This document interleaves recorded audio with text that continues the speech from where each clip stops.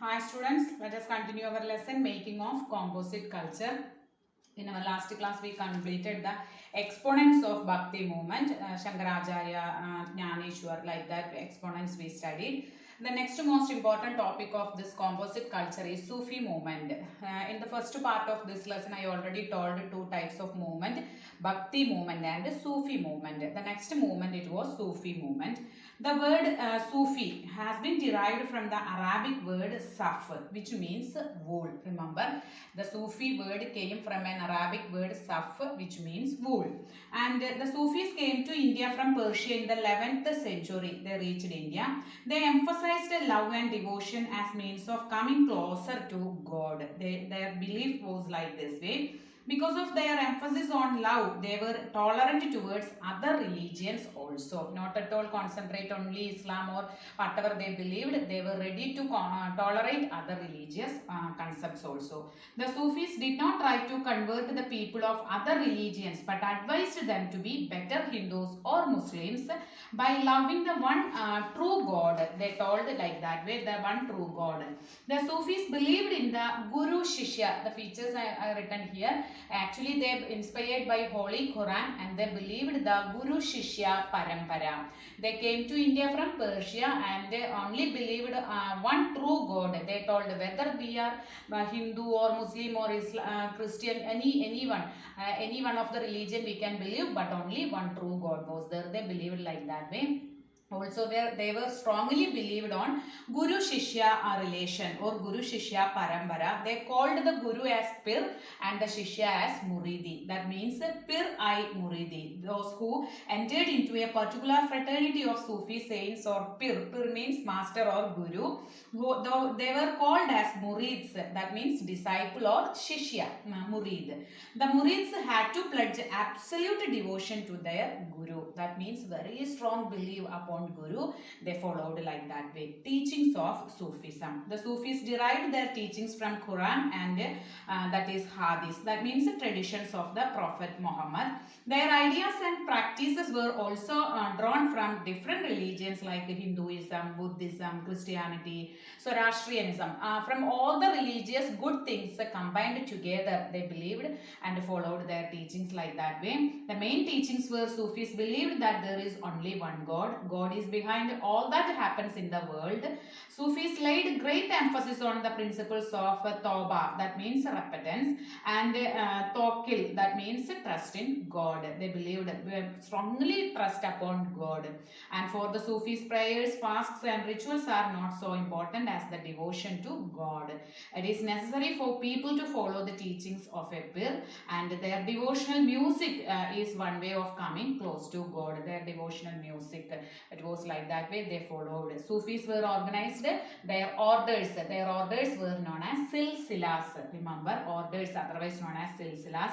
Each Sufi order had khanqa or hermitage that were the Sufi saints used to live with their disciples.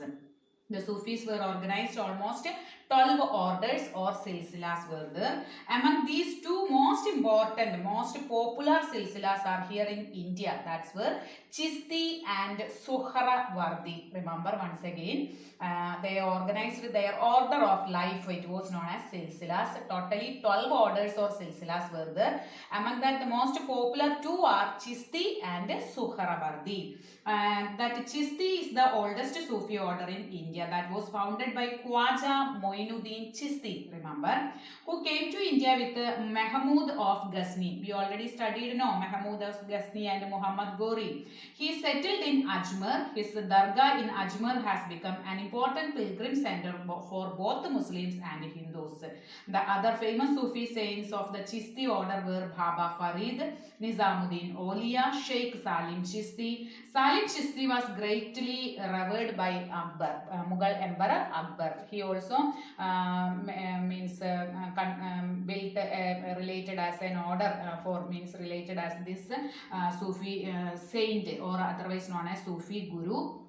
Salim Chisti, that one very strongly believed upon him. And the Suhrawardi order was established in India by Bahauddin Zakaria. That one another order we studied that. Remember students, these were telling about the Sufism. We know that some of the Malayalam movies and all, we can see that Sufi dance and all, Sufi dance, and also this Ajmer Dargah, I told, that one we can see that Anarkali movie, last of the scene in one Malayalam movie, it is showing like this. That is the Ajmer, their Dargah. Dargah means it is the tomb of this their guru Khwaja Moinuddin Chishti. Both the Hindus and Muslims are visiting there, because Sufism is the combined feature of Hinduism and Islam.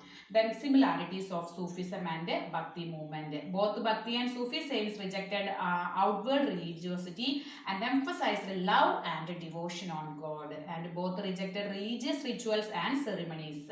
Both believed in equality and brotherhood of all human beings.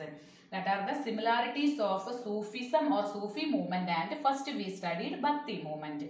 The last topic of this lesson is impact of Bhakti and Sufi movement upon Indian society. Though these movements inspired reforms in religion by criticizing unnecessary rituals. We are following, all the religions are following different unnecessary rituals. They were criticized.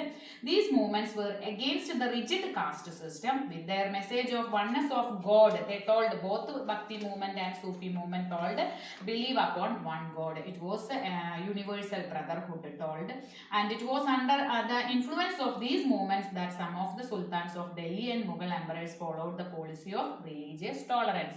One of the very good example we studied, that Akbar. Already we studied about him, very tolerant to other religions, and these movements enriched the language and culture, and also they tried to evolve a new social order by following the principle of equality, remember, and by denouncing caste distinctions. They believed that all the religions are equal and all the human beings are equal. That was the very greatest and strong belief of both the Sufi movement and Bhakti movement. So here our lesson it is completing here. After listening the class, concentrate the studies and read the textbook. Many more 1 mark questions. Also teachings are very important, and the basic features of Sufism also are very important. Okay students, thank you.